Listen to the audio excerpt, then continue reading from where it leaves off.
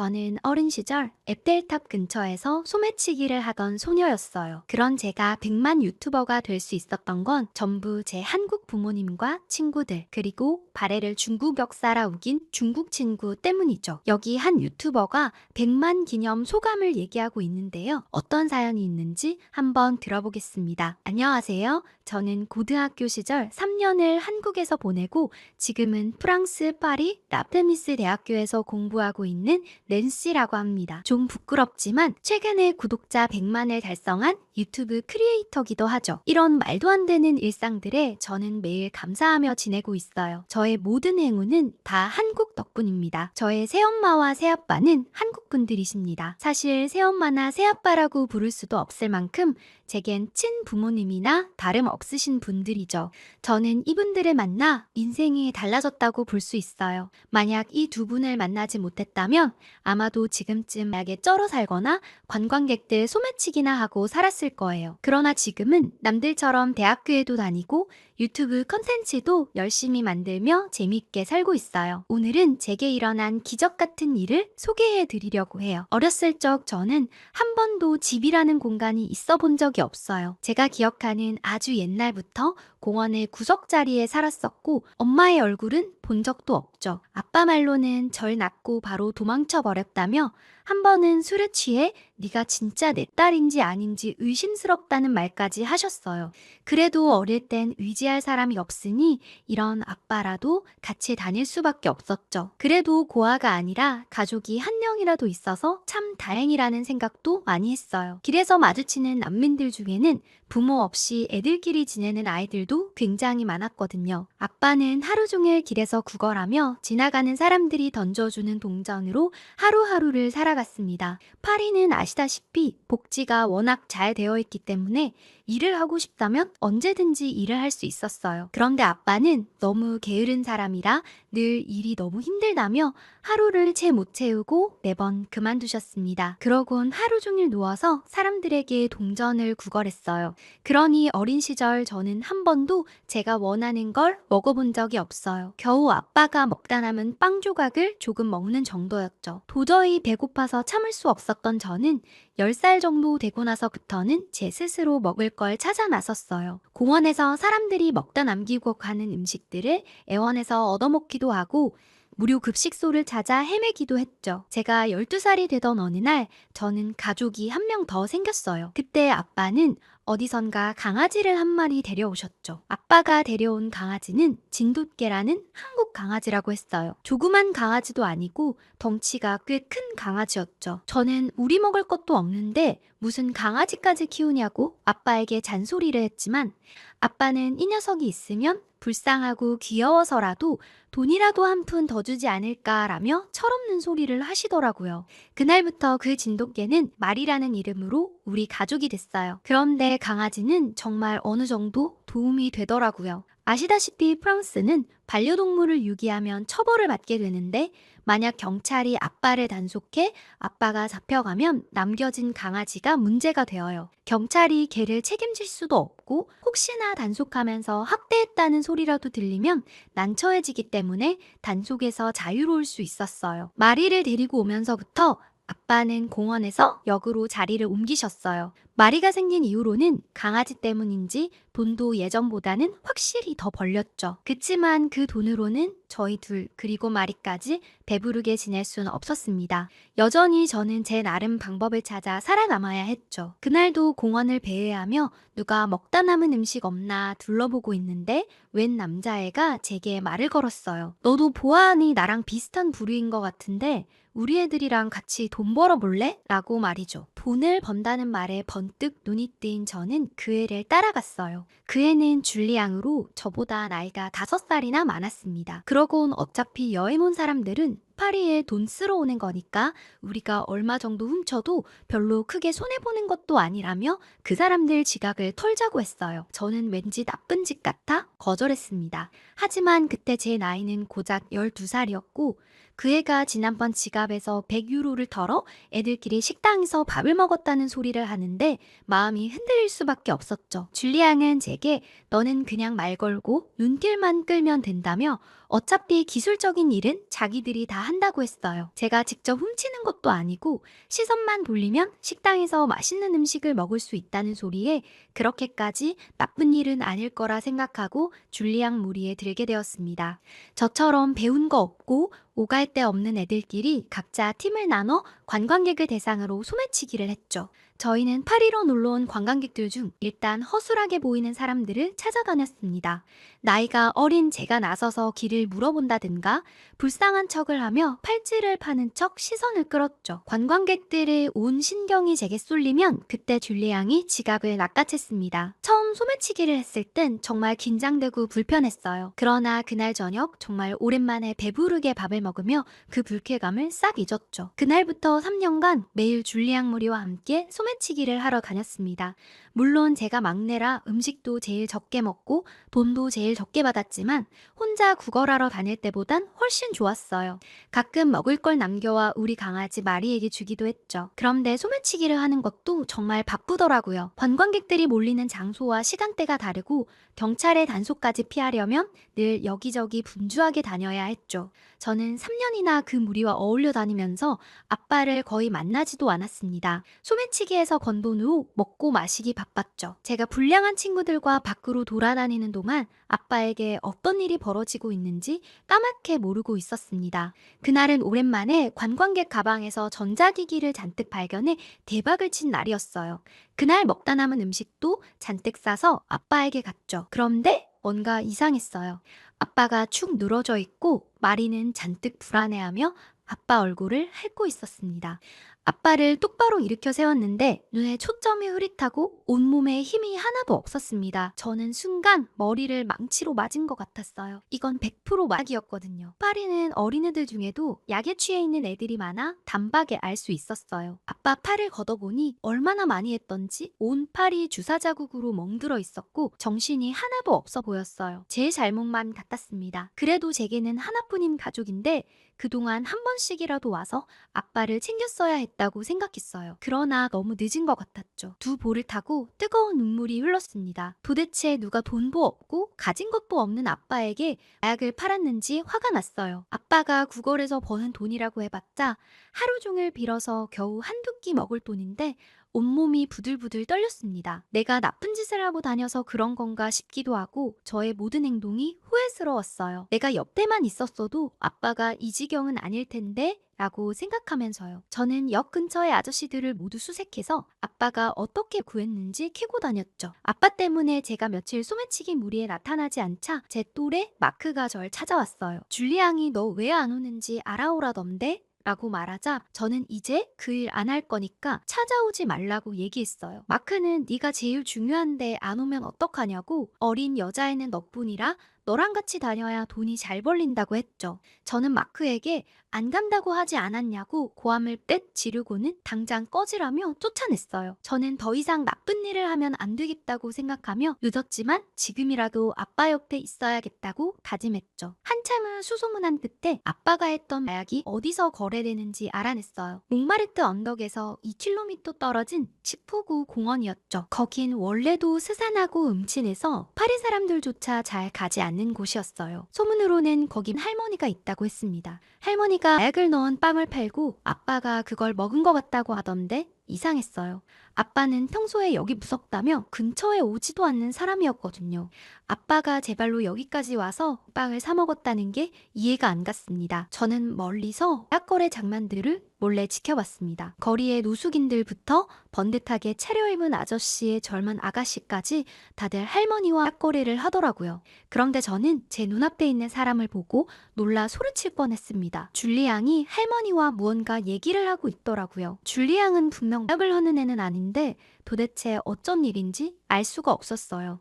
아빠에게 돌아가는 길에 잔뜩 머리를 굴리며 무슨 일이 일어난 걸까 생각했죠. 골똘히 생각에 잠겨 바닥만 보고 가고 있는데 갑자기 누군가 제 앞을 탁 막아섰어요. 올려다보니 줄리앙이었죠. 혹시 제가 아까 몰래 지켜본 걸 들킨 거 아닐까? 조마조마했어요. 줄리앙은 너 도대체 무슨 속셈이냐며 운을 띄웠죠. 그러자 저는 들킨 건가 싶어서 짐짓 모른 척하고서는 무슨 말을 하는지 모르겠다고 했어요. 너 막내라서 돈 얼마 안 준다고 지금 떼쓰는 거냐며 조금 올려줄 테니까 내일부터 당장 나오라고 했죠. 아까 제가 몰래 본 건 몰랐나 보다 안도하며 앞으로 그런 나쁜 짓 안 할 거니까 찾지 말라고 얘기했어요. 그러자 줄리앙이 그런 결심하다가 다시 찾아온 애들 한두 번 본 줄 아냐며 당장 배고파지면 금세 찾아와서 일 시켜달라고 애원하는 애들 널렸다고 했죠. 너네 아빠 약값도 벌려면 네가 하나라도 더 띄어서 사드려야 되지 않겠냐고 하는데 욕이 툭끝까지 차올랐어요. 저 깡패 같은 애를 잘못 건드렸다간 두들겨 맞을 것 같아서 아무것도 하지 못하는 제 자신이 창피했죠. 화를 꾹 누르고는 아빠가 마약하는 건 도대체 어디서 주워 들었냐고 묻자 줄리앙이 파리에서 일어난 더러운 얘기들 중에 자기가 모르는 얘기가 있겠냐며 후회하지 말고 빨리 찾아오면 받아준다며 제 어깨를 툭툭 치고 떠났어요. 땀이 꺼져라 한숨을 쉬고 아빠에게 갔어요. 그런데 이상하게 강아지 마리가 안 보이더라고요. 마리는 절대 아빠 옆을 떠나지 않는 충성스러운 강아지거든요. 그런데 아빠는 어디서 또 약을 구했는지 몽롱하게 취해 있었어요. 아빠를 세차게 흔들며 말이 어디 갔냐고 물어봤죠. 아빠는 피식 웃으며 중얼중얼 거리는데 도저히 알아들을 수 없었어요. 그러자 옆에 아저씨가 네 아빠 그 아끼는 개도 팔아버린 것 같더라며 너도 그냥 아빠 없는 셈 치고 떠나라고 하셨죠. 솔직히 네 아빠가 너한테 해준 게 뭐가 있냐며 그러다 너까지 몸 상하고 마음 상한다며 지금이라도 그냥 혼자 어디 가서 잘 살라고 하시더라고요. 눈물이 끝도 없이 흘러내렸어요. 아빠는 제정신이 아니었죠. 처음에 단속 피한다고 엉겁결에 데려왔을 때 제가 당장 다시 돌려주라며 그렇게 화를 냈는데도 애지중지 끼고 살건 말이었어요. 마리는 충성심도 어찌나 강한지 늘 아빠 옆에 딱 붙어있고 누가 조금이라도 시비를 거는 것 같을 땐 용맹하게 지저댔어요. 정말 영리해서 예뻐할 수밖에 없는 강아지였죠. 겨울엔 난로도 든다며 둘이서 꼭 부둥켜 안고 겨울을 나기도 했습니다. 마리가 오고 난 후부터는 그래도 하루에 한 끼 먹는다고 하시며 돈이 더 벌린 날엔 오히려 마리를 더 많이 챙겨주신 날도 있어요. 그런 애를 어디 팔아버리고 약을 샀다니 아빠는 정말 단단히 미친 것 같았습니다. 한참을 울다가 정신을 차리고 옆에 아저씨께 의아한 점 한 가지를 여쭤봤어요. 아빠는 주 마약 거래가 이루어지는 19구 공원 쪽은 무섭다며 평소에 발길도 안 하셨는데 도대체 어떻게 된 일인지 모르겠다고 말이죠. 그러자 아저씨는 중간 거래상이 또 있다고 하시며 어린애가 기똥차게 돈 냄새를 맡아서 그곳 약을 사와서는 여기 노숙자들에게 따로 팔았다고 하더라고요. 처음엔 그냥 음식인 척 공짜로 주더니 거기 홀린 사람이 한둘이 아니라고 말이죠. 안 그래도 아까 여기 왔다가 갔다고 하셨어요. 저는 단박에 그 애가 줄리앙이라고 느꼈죠. 여기서 그 짓 할 애는 그 애밖에 없다고 생각했거든요. 다음날 저는 줄리앙을 찾아갔습니다. 줄리앙은 생각보다 빨리 정신을 차렸다며 당장 오늘부터 일 시작하자고 했죠. 저는 줄리앙 앞으로 성큼성큼 걸어가 혹시 우리 아빠에게 약을 판 게 늦으시냐고 물어봤어요. 그러자 줄리앙이 여기에 있는 아저씨들에게 약을 좀 팔긴 했는데 그게 네 아빠인 줄은 몰랐다며 씨 묻더라고요. 저는 화가 나서 줄리앙의 얼굴을 퍽 쳤어요. 태어나서 누굴 때려본 게 처음이었는데 제 손이 더 아프더라고요. 제가 줄리앙의 얼굴을 때리자마자 주변 애들이 우르르 저에게 달려들려고 했을 때 줄리앙이 손을 척 들어 애들을 말렸어요. 그러곤 절 일으켜 세우고는 세차게 따귀를 한 대 때렸죠. 딱 한 대 맞았지만 귀에서 삐 소리가 날 정도로 정신이 아득했어요. 한 대씩 주고받은 거니 억울해하지 말고 여기 붙을 건지 말 건지 마음 정해서 오라고 하며 휙 떠났습니다. 도저히 어떻게 하는 게 옳은 방법인지 알 수가 없었어요. 얼른 줄리앙 밑에서 돈을 벌어 아빠를 치료받게 해줘야 하는 건지 줄리앙의 손에 미치지 않는 파리 바깥으로 아빠와 도망가야 하는 건지 머릿속이 복잡했죠. 아빠에게 돌아가봤자 방법도 없고 마리 생각만 날 것 같았어요. 제정신이 아닌 아빠는 마리의 행방도 알려주지 않았죠. 도대체 마리는 어디에 있는 걸까요? 한참을 강가에 앉아 답이 안 나오는 문제들로 고민하는데 3일 정도 아무것도 못 먹었더니 배가 너무 고팠어요. 그래도 참아야 된다고 생각했습니다. 더 이상 나쁜 짓은 안 되겠다고 생각했죠. 다시 역으로 돌아가는 길에 큰 마트를 지나쳤어요. 밝게 빛나는 불빛이 따뜻해 보였고 안에 먹을 것도 많았죠. 왜 저에게는 저런 안락하고 따뜻한 것들이 하나도 허락되지 않는 걸까 원망스럽기도 했습니다. 그래도 어떻게든 살아야 했기에 다시 아빠에게로 발걸음을 옮겼어요. 그런데 아빠 자리에는 웬 다른 아저씨가 앉아 있었습니다. 이게 무슨 말인가 의아했는데 저는 옆자리 아저씨의 말을 듣고 털썩 주저앉고 말았죠. 아빠가 결국에는 약물을 과다 복용해 신정지로 사망했다고 하더라고요. 그래서 복지공무원들이 시신을 수습해 갔다고요. 눈물이 차올라 앞이 보이질 않았어요. 제 나이가 겨우 15인데 세상이 가혹하게만 느껴졌죠. 그나마 하나 있던 가족이 아빠였는데 아빠마저 없어졌으니까요. 시에서 해준 장례식을 치르고 나니 저는 정말 혼자가 되었습니다. 그런데 원망스러운 점은 아무리 슬퍼도 배고픈 건 어쩔 수 없더라고요. 며칠을 굶었는지 이게 배가 고픈 건지 아픈 건지 알 수도 없을 지경이었거든요. 주머니엔 딱 1유로 뿐이었어요. 어제 그 마트에 가면 혹시나 내가 고를 수 있는 게 하나라도 있지 않을까 생각했죠. 그렇지만 1유로로 할 수 있는 건 역시 아무것도 없더라고요. 그래서 2.5유로짜리 파이를 하나 들고 와 계산대로 쭈뼛쭈뼛 갔습니다. 사장님은 동양인인지 검은 눈동자를 가지고 계시더라고요. 중국인이면 절대 안 깎아줄 텐데 속으로 생각하고는 혹시 이거 깎아주실 수 있냐고 물어봤죠. 아저씨는 제 행색을 위아래로 훑으셨어요. 이런 취급이 한두 번이 아니라 익숙했죠. 아마 이제 곧 꺼지라고 하겠지 싶었거든요. 그런데 아저씨는 너 씻고 다니긴 해? 라며 물어봤어요. 냄새가 그렇게 많이 났나 싶었죠. 제가 뭐 언제 제대로 씻어봤겠어요? 사람 무시하나 싶어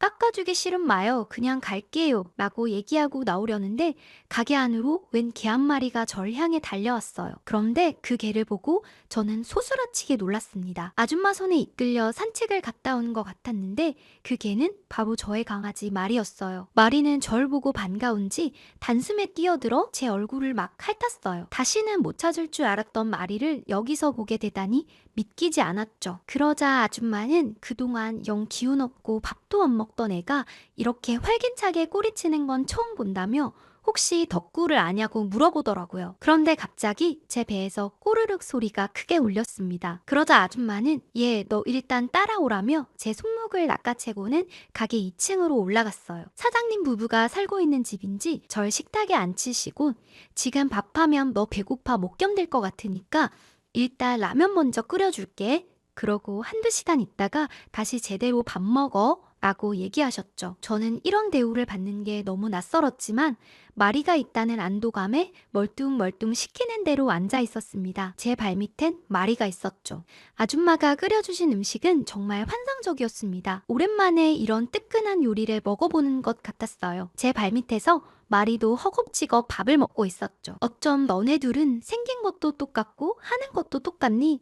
라며 자 이제 밥을 어느 정도 먹었으면 도대체 무슨 일인지 얘기 좀 해보라고 했어요. 저는 그 전에 마리가 어떻게 여기 있는 건지 궁금했죠. 사장님 부부는 한국에서 살다 파리로 넘어와 마트를 운영하고 있다고 하셨어요. 그날도 마트를 마감하고 두 분이서 산책 겸 동네 한 바퀴를 돌고 있는데 파리에 웬 진돗개 한 마리가 억지로 끌려가는 걸 보셨대요. 뭔가 음침한 분위기에 두 분도 무서워서 천천히 다가가 보니 약에 잔뜩 취한 아저씨가 약을 받고 개를 넘기고는 훌쩍 떠나버렸고 덩치 큰 남자가 개를 끌고 가고 있다고 했죠. 그런데 강아지가 계속 떠나버린 주인 쪽으로 가려고 버티자 개를 막 발로 찼다고 해요. 도저히 그대로 강아지가 맞고 있는 걸 볼 수 없었던 두 분은 그 개를 팔라며 돈을 주고 마리를 받았대요. 강아지를 키워보지도 않았는데 앞뒤 안 재고 그냥 데리고 와서 엉겁결의 인형이 되어 마리를 키우게 된 거죠. 그런데 강아지는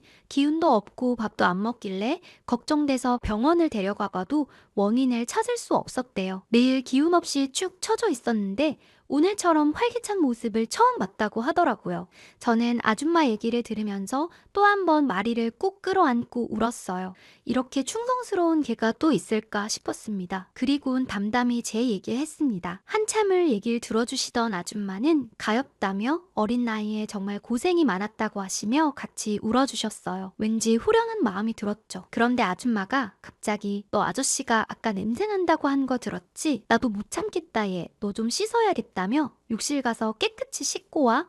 라고 말씀하시며 저를 욕실로 밀어 넣으셨어요. 말로만 들었던 욕조에 따뜻한 물을 담고 앉아있으니 참 좋더라고요. 집이 있는 사람들은 항상 이렇게 생활했겠구나 싶었어요. 그리고 여기서 이제 나가면 저는 어디로 가야 하나 생각했어요. 아무리 생각해도 제가 돌아갈 곳이 없더라고요. 한참 고민 중에 갑자기 밖에서 아줌마가 너 내 옷 중에 작은 거 입어. 깨끗이 씻고 난 다음에는 새 옷 입어야 되니까 원래 입던 옷은 일단 챙겨둘게 라고 하셨어요. 깨끗하게 씻고 나와 옷까지 갈아입으니 아줌마가 절 보고 깜짝 놀라셨습니다. 너 미모가 어마어마하구나. 이제야 제 나이로 보인다며 막 밥 차렸으니 밥 먹으라고 하셨어요. 아저씨까지 올라와선 셋이서 밥을 먹는데 눈물이 왈칵 쏟아졌어요. 도대체 이게 무슨 일인지 모르겠고 왜 저에게 이러시는지 모르겠다고 했어요. 저는 가진 것 하나 없고 주머니엔 1유로 뿐이고 저 어디 팔아넘기시려고 하셔도 비쩍 골아서 일도 잘 못하는 데다가 돈 되는 건 장기밖에 없다고 어디 넘기시는 거냐고 얘기했죠. 아저씨와 아줌마는 안쓰럽게 절 쳐다보시며 서로 바라보셨어요. 그러곤 아줌마가 눈물을 닦아주셨죠. 예, 보다시피 우리 마트는 장사가 잘 돼서 돈은 필요 없어.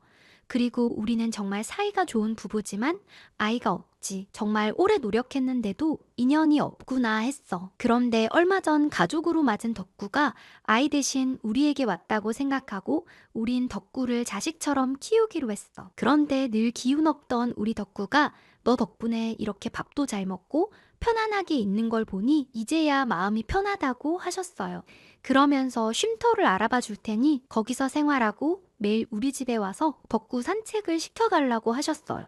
산책을 시켜주는 대신 공부를 시켜주시겠다고 하셨죠. 말은 덕구 때문이라고 하셨지만 갈 곳 없는 제가 걱정되어 하신 말씀이라는 걸 뻔히 느낄 수 있었어요. 나중에 알게 된 사실이었지만 두 분은 오랫동안 노숙인이나 난민을 위한 봉사활동을 많이 하셨더라고요. 그래서 제가 계산하면서 빵을 깎아달라고 했을 때도 쉼터에 있는 아이인지 아닌지 알아보기 위해 언제 씻었냐고 물어보신 거였어요. 그날 이후로 저는 매일같이 그 집에 들락날락하게 되었어요. 아줌마는 밥도 같이 먹자며 매번 한식을 차려주셨는데 한식 때문인지 살도 정말 많이 쪘어요. 그리고 가장 좋았던 건 왠지 가족이 생겼다는 느낌이 들었죠. 두 분은 제 아빠의 묘지도 좋은 곳으로 옮겨주시고 절 친자식처럼 대해주셨어요. 그리고 아줌마는 나이에 맞게 공부도 해야 한다며 절 앉혀놓고 그동안 제가 배우지 못했던 것들을 하나하나 가르쳐 주셨죠. 그렇게 아줌마 아저씨와 함께 보낸 지 딱 2년째 제가 17살 되던 해 밥을 먹고 나서 진지하게 할 얘기가 있다고 하셨어요. 저는 가슴에 돌덩이가 쿵 내려앉는 것 같았죠. 사실 늘 살갑게 잘 대해주시는 두 분이었지만 저는 언제든 떠나야 하는 사람이라는 생각을 속으로 늘 하고 있었거든요. 이제 덕구도 이 집에서 어느 정도 적응했고 어찌나 똑똑한지 아줌마 아저씨를 정말 잘 따르고 있죠. 그렇게 본다면 제가 더 이상 이 집에 와야 할 이유가 없을 것 같기도 했어요. 사실 누가 이렇게 영문도 모르는 애를 데려다 먹여주고 챙겨주고 하겠어요. 여태껏 신경 써주신 것만 해도 감사한 일이죠. 그러면서 아줌마는 제게 종이 한 장을 내미셨어요. 저는 그 종이를 보고 눈물을 왈칵 흘렸어요. 그건 입양 신청서였거든요. 너무 늦어져서 미안하구나. 오히려 제게 사과하셨죠. 네가 어떻게 받아들일지 몰라 항상 조마조마했어. 그런데 이젠 드디어 때가 되었다고 생각했지. 우린 오랫동안 아이를 기다렸는데 어쩌면 네가 우리가 기다렸던 아이였던 것 같아. 너만 괜찮다면 우리와 가족이 되어줄래? 라고 하시더라고요. 제가 거절할 이유가 있겠어요? 저는 눈물을 흘리며 아줌마 품에 안겼죠. 이제 제게도 정말 푸근한 가족이 생겼어요. 그런데 아줌마는 엄마가 되고 나서 완전 달라졌어요.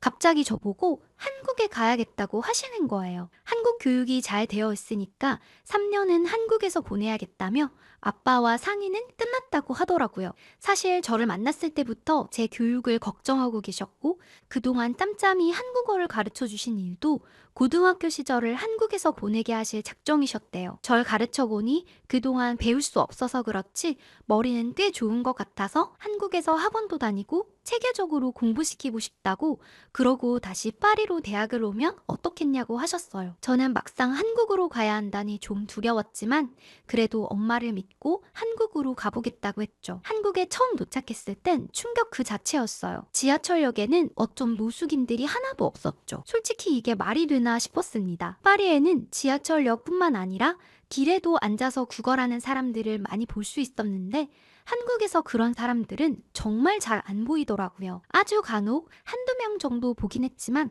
파리에 비하면 노숙인이 없는 수준이었죠. 저는 그걸 보고 한국이 프랑스보다 훨씬 잘 사는 나라라고 생각했어요. 상향 평준화가 되어 있는지 경제력 격차가 훨씬 적게 느껴졌죠. 게다가 길거리는 어찌나 깨끗한지 놀랍더라고요. 한국은 길거리에 계절마다 달라지는 꽃장식과 깨끗한 인도가 정말 쾌적했어요. 반면 파리는 곳곳에 쓰레기 냄새와 악취가 나는 경우도 많죠. 그래서 사람들이 영화나 사진 속에서만 파리를 보고 와서는 막상 실제 파리에 도착했을 때 실망하는 경우가 많아요. 저는 이런저런 걱정을 하며 한국에 왔지만 한국에 대한 첫인상이 정말 좋아 한국이라는 나라가 마음에 들었습니다. 그러나 한국 고등학교 생활은 정말 힘들더라고요. 학교에 학원에 하루 종일 공부만 해야 했어요. 처음엔 제가 아무래도 한국어로 일상소통만 가능했던지라 수업을 따라가기 어려웠어요. 그러나 학기가 지날수록 저는 악바리 근성으로 금방금방 치고 올라갈 수 있었죠. 한국 공부가 아무리 어려워도 제가 어릴 때 파리에서 생활하던 거에 비하면 아무것도 아니었죠. 앉아서 문제만 풀면 되니까요. 더디긴 했지만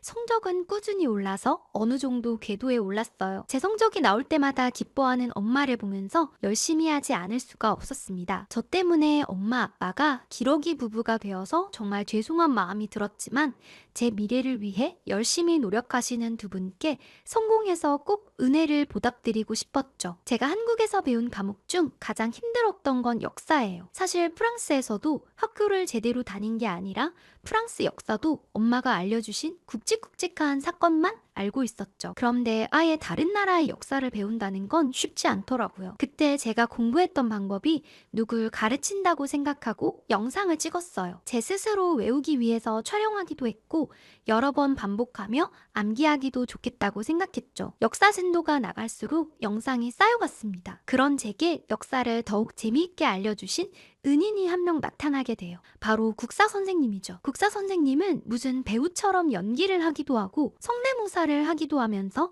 정말 실감나게 역사를 알려주셨어요. 게다가 한국 역사 드라마와 영화를 틀어주시며 역사에 푹 빠지게 해주셨죠. 한국에는 어쩜 역작들이 그리도 많은지 저는 김한민 감독님의 이순신 시리즈에 푹 빠졌어요. 특히 명량은 몇 번을 돌려봤는지 모르겠네요. 그리고 역사 선생님이 알려주신 인상 깊은 점은 이순신 장군님이 처음엔 문과로 시험에 도전했으나 잘 되지 않아 겨우 문과 시험에 지원해 합격했는데도 그때 또래보다 꽤 늦은 나이라고 하셨어요. 그런데도 역사에 가장 오래도록 사람들의 기억에 남아 사랑받는 장군이 되셨으니 한두 번 좌절해도 실망하지 말고 꾸준히 도전하라고 하셨죠. 그때 저는 꼭 제 얘기 같다는 생각도 했어요. 어린 시절은 정말 엉망으로 보내왔지만 더 나은 사람이 되기 위해 꾸준히 노력하고 있으니 저도 이순신 장군님처럼 멋진 어른이 될 수 있을 것 같다는 생각을 했죠. 물론 이순신 장군님이 훨씬 훌륭하신 분이라 제가 감히 비할 때가 못 되지만 말이에요. 아무튼 고등학교 3년을 한국에서 보낸 건 정말 좋은 선택이었던 것 같아요. 파리 곳곳에서는 저의 얼룩진 과거가 생각이 나곤 했었는데 여기선 정말 평범한 고등학생처럼 학교를 다녔거든요. 그리고 어디 아파도 걱정 없이 병원에 갈 수 있었고 체계적인 한국 교육 시스템에서 저는 더 빨리 자리 잡을 수 있었던 것 같아요. 무엇보다 한국 친구들이 제게 큰 도움이 되었습니다. 물론 제가 외국인이라 처음엔 낯설어하는 친구들이 많았는데 모두 친절하고 착해서 제게 도움을 주고 싶어 했죠. 프랑스에선 마약을 하거나 비행을 저지르는 청소년들이 굉장히 많은데 여기 학생들은 정말 대부분이 다 성실하고 착한 아이들이었어요. 친구들에게서 배운 점도 굉장히 많았던 것 같아요. 그리고 역사 선생님과 한국 친구들 덕분에 제가 100만 유튜버가 될 수 있었죠. 제가 국사 영상을 만들었다고 한 거 기억나시나요? 처음엔 그저 설명하는 영상이었지만 국사 선생님을 따라 그 시대적 상황과 전쟁 장면에 맞는 연기와 성대모사까지 하며 영상을 촬영했습니다. 대부분 프랑스어로 만들었지만 혼자만 보기 아까워 친한 친구들에게 웃긴 장면만 보여줬었는데 친구들이 다들 유튜브에 올려보라고 하더라고요. 저도 만들어 온 게 워낙 많으니 나도 한번 해볼까? 하고 유튜브에 제 영상을 올리기 시작했어요. 그동안 만들어 놓은 수십 개의 영상을 쭉 올려뒀지만 아무 반응이 없어서 잊고 있었습니다. 그러던 어느 날 한참 쌓여있던 메일함을 정리하고 있었죠. 저는 SNS는 자주 확인해도 메일은 잘 보지 않거든요. 하마터면 삭제할 뻔했는데 구글에서 제게 메일이 하나 도착해 있더라고요. 제가 크리에이터로 승인됐다는 메일이었어요. 깜짝 놀라 유튜브에 들어가 보니 제가 그동안 만들었던 영상들이 한참 뒤에야 인기가 많아져서 엄청난 조회수를 보이고 있더라고요. 재밌고 웃기다는 댓글부터 한국 역사에 감동했다는 프랑스 사람들의 반응이 어마어마하게 쌓여 있었습니다. 벌써 20만 구독자를 넘어서고 있더라고요. 다들 다음 영상을 빨리 올려달라고 성화했어요. 그때부터는 정말 정성스럽게 영상을 촬영해서 올리기 시작했어요. 역사뿐 아니라 한국 불닭볶음면 먹방 영상이라든지 한복을 입고 촬영하기도 했죠. 그리고 영상에서 나온 수입으로 카메라도 사고 마이크도 샀습니다. 한국에서 촬영한 컨텐츠들은 프랑스 사람들에게 엄청 인기가 많았고 고등학교를 보내고 파리로 돌아올 때쯤 저는 50만 유튜버가 되어 있었습니다. 제 용돈벌이와 학비는 충분히 제가 해결할 수 있었죠. 엄마 아빠도 엄청 대견하다며 뿌듯해 하셨어요. 저는 그대로 대학까지 한국에서 다니고 싶었는데 아빠가 더 이상 가족들이 떨어져 지내는 건 반대라고 하셨어요. 아빠는 결혼하면 출가 외인이라 따로 살아야 하는데 대학까지만 같이 붙어 지내라고 우리 딸 어린 시절도 같이 못 있어줬는데 아빠 사랑 듬뿍 주고 싶다고 강력히 주장하셨거든요. 아빠의 목말리는 가족 사랑 때문에 저는 프랑스에서 대학을 진학했어요. 한국에서 기초를 열심히 다진 덕분에 평소 저라면 꿈도 못 꿀 명문대학교에 들어갔죠. 아빠, 엄마, 그리고 이젠 덕구가 된 마리와 함께 생활하는 삶은 정말 행복했어요. 꿈에 그리던 대학 생활도 마음껏 누리고 있었죠. 저는 한국을 알리는 유튜브를 하고 있기도 하고 언젠가 제가 인상 깊게 봤던 김한민 감독님의 명량처럼 가슴 울리는 역사적인 콘텐츠를 만들고 싶은 마음에 프랑스 영화학교 미디어학과에 진학했습니다. 미디어학과라 막연한 생각으로 제가 좋아하는 콘텐츠들을 마음껏 볼 수 있겠지 생각했는데 학교에서 듣는 수업은 생각보다 진지한 내용이 많았습니다. 과제도 수업도 어려운 점이 많았지만 제가 하고 싶은 공부를 하는 거라 힘든 줄 몰랐죠. 그런데 최근에 제가 남학생과 대판 싸운 일이 있었습니다. 그날은 도저히 참을 수가 없었어요. 근데 오히려 그의 덕분에 제가 100만 유튜버가 될 수 있었으니 고맙다고 해야 할까요? 아무튼 저를 거슬리게 한 남자애는 러진이라는 중국 학생인데 평소에도 매사 부정적인 아이였어요. 음침한 기운이 가득해서 다른 친구들도 그 애랑 조별과제를 하는 걸 꺼려했습니다. 모두들 쟤는 매사에 저렇게 비판적인데 어떻게 우리 학교 면접을 통과했을까 의아했습니다. 소문으로는 학교 재단 중국인 이사의 조카라는 말도 있고 유명한 중국 배우의 몰래 낳은 아들이라는 말도 있었죠. 사실 그 일이 생기기 전까진 어쨌거나 상관은 없었어요. 그날 교수님께서는 조별과제로 저희가 가상의 영화제를 만든다고 생각하고 작년부터 올해의 영화들 중 인상 깊은 작품들을 선정해 라인업을 짜서 트레일러를 만들어 보라고 하셨어요. 교수님께서 랜덤으로 조를 짜주셨는데 하필 저희 조에 러진이 있었죠. 강의실에서 조별로 모여 앉아 영화를 먼저 정하기로 했어요. 각자 올해 인상 깊은 영화를 얘기하는데 가장 먼저 파묘 얘기가 나왔어요. 저는 무조건 파묘는 나올 거라 생각했죠. 다들 열심히 파묘에 대한 해석과 감상을 나누고 있는데 러진이 툭 한마디를 내뱉었어요. 카피한 영화도 영화제에 올릴 셈이야? 라고 얘기했죠. 그러자 다른 조원이 파묘가 무슨 카피냐고 한국 전통문화를 바탕으로 한 한국 영화라고 얘기했어요. 그러자 한국이 맨날 중국 문화 따라하니까 다 그런 줄 아나 보다며 파묘 포스터에도 한자 써져 있는 거 못 봤냐며 그거 다 중국 문화라고 얘기했죠. 저는 발끈했어요. 그리고 중국 영화는 일단 대국의 중국인들이 많이 보기 때문에 관객 수가 일단 먹어주고 들어간다며 중국 영화는 최소 2편 정도 끼웠으면 좋겠다고 했죠. 그러자 다들 반발했어요. 솔직히 중국 영화는 뭐가 있는지도 모를 정도로 흥행이 안 되고 있고 그렇다고 작품성이 뛰어난 것도 아닌데 모두들 반대했죠. 그러자 머진이 발끈했는지 뭐가 똥인지 된장인지 모르는 애들이 어떻게 아냐며 프랑스 영화학교 애들 수준이 엉망이라고 하더라고요. 그러면서 갑자기 중국이 얼마나 위대한 나라인지 줄줄 읊어대더라고요. 그러면서 너네가 그렇게 극찬하는 한국도 사실 중국 거라고 얘기하지 뭐예요? 머진 말로는 발해의 대조영이 과거 중국 역사 중 하나였는데 발해의 고구려 유민들을 다 받아준 게 중국이라며 망한 나라 국민들까지 다 받아줬는데 한국이 배은망덕하게 자기들 역사라고 우겨서 중국에 잠깐 눈 감아주고 있는 거라는 소리를 하지 뭐예요? 곧 한국은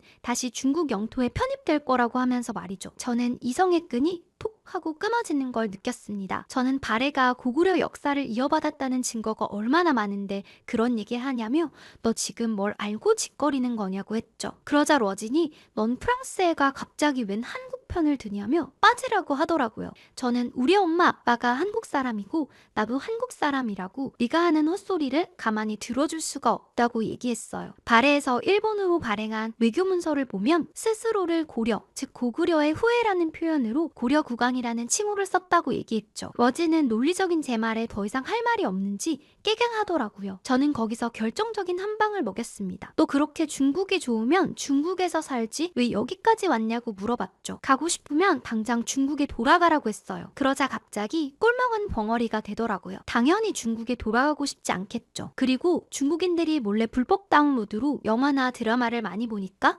영화계가 얼마나 큰 타격을 받고 있는지 모르냐고 얘기했어요. 파묘도 중국인들 그렇게 욕하더니 정작 중국 영화제에서 오픈하자마자 전석 매진된 거 알고 났더느냐고 카운터 펀치를 날렸습니다. 다른 조원들이 모두들 러진을 째려봤죠. 그러고는 제 말에 동조하며 중국인들 때문에 애써 만든 창작물들이 재평가를 못 받고 있다며 거기에 대해서나 말해보라고 다들 한마디씩 거들었습니다. 때마침 교수님께서 어느 정도 주제가 정해졌다면 해산하라고 하시며 수업을 정리하셨고 러진은 씩씩대더니 가방을 챙겨 휙 나가버렸어요. 옆에 있던 이리스가 너 진짜 멋있다며 내 덕분에 이번 조모임에 러진이 찍소리도 못할 것 같아서 정말 좋다고 했어요. 다른 조원들도 저에게 고맙다며 박수를 쳤죠. 그래도 러진의 헛소리에 분이 풀리지 않았어요. 그날 집으로 돌아와서 발해의 역사에 대해 중국이 잘못 알고 있는 것에 대해 영상을 만들었죠. 평소에는 늘 유쾌하고 재밌게 유튜브를 촬영했지만 그날은 러진 때문에 잔뜩 화가 나 있었습니다. 그리고 영상을 업로드하고 잠에 들었는데 다음날 아침 저는 믿을 수가 없었습니다. 프랑스 인기 동영상 1위로 올라가며 말도 안 되게 구독자 수가 늘어 100만이 되었더라고요. 피토하며 한국 역사 설명하는 프랑스 소녀라는 제목으로 다른 채널에 제 영상을 편집한 것도 어마어마하게 올라왔어요. 평소에는 늘 귀여운 소녀라고 생각했는데 역사 왜곡 앞에서는 피도 눈물도 없는 잔다르크라며 여전사 같다는 반응의 댓글들이 많더라고요. 그러면서 저는 앞으로 제가 어떤 콘텐츠를 만들 것인가에 대한 생각이 분명해졌어요. 이런 잘못된 역사를 바로잡기 위한 영상을 많이 만들어야겠다고 다짐했죠. 그리고 현재 제 채널에서 나온 수입은 모두 엄마 아빠의 통장으로 들어가고 있어요. 제게 은인 같은 한국과 한국 부모님 그리고 우리 덕구에게 뭐라도 은혜를 갚고 싶은 마음이 들었는데 정말 기뻤습니다. 러진 덕분에 제 채널이 폭발적으로 성장해버렸네요. 아무튼 저도 유튜브를 더욱 열심히 해서 한국의 역사와 한국 문화에 대해 더 널리 알리겠습니다. 오늘의 사연은 정말 믿을 수 없는 이야기였어요. 메일을 읽자마자 어린 낸시 양의 사연에 저도 마음이 찡했죠. 정말 고마운 한국 부부 덕분에 낸시 양이 올바르게 성장할 수 있었던 것 같아요. 그리고 우리 자랑스럽고 충성스러운 진돗개 덕구가 아니었다면 낸시 양과 한국 부부의 인연이 이어질 수 없었을지도 모르겠죠. 작은 인연도 참 크게 돌아온다고 느낀 사연이었습니다. 항상 끝까지 들어주신 분들 모두 고맙습니다. 오늘 사연으로 마음이 뭉클하셨던 분들은 댓글, 좋아요 많이 부탁드려요. 다음에 더 뭉클한 사연으로 돌아오겠습니다. 이상 감동필름 한지은이었습니다.